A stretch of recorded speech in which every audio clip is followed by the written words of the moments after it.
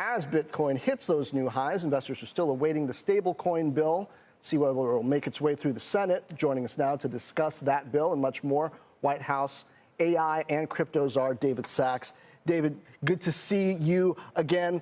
I actually want to start on AI here because Jensen Huang talking to me earlier this month about these chip curbs, mentioning it again from Computex in Taipei this week, the idea that maybe they're not working, that we ought to just like compete, get China, everybody else into our ecosystem. When America competes, America wins. What's your thinking, the administration's thinking on the usefulness of some of these chip curbs?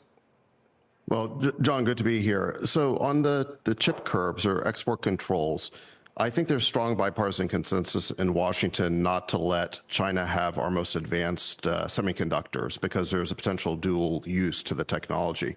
But I think that Jensen's right with respect to the rest of the world. We want the rest of the world using our semiconductors, building on the American tech stack, as opposed to creating an opportunity for Huawei to come in and create a Huawei Belt and Road. So I think we need to revise the export controls with respect to the rest of the world, but I think we have to keep them for China. And what do we do about power?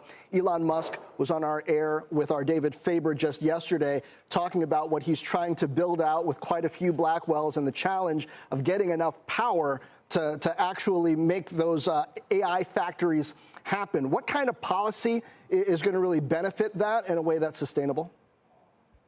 Well, John, I think the president has spelled it out. We need to unleash the American power industry. We need a lot more electricity in the United States. We need to make it easier to permit. We need to drill, baby, drill, as the president said, and we've got to build, baby, build. We've got to build these data centers. So I think the Trump administration wants to get all of these regulations out of the way. They want to alleviate the bottlenecks, and I think that's just the direction we just got to keep going in.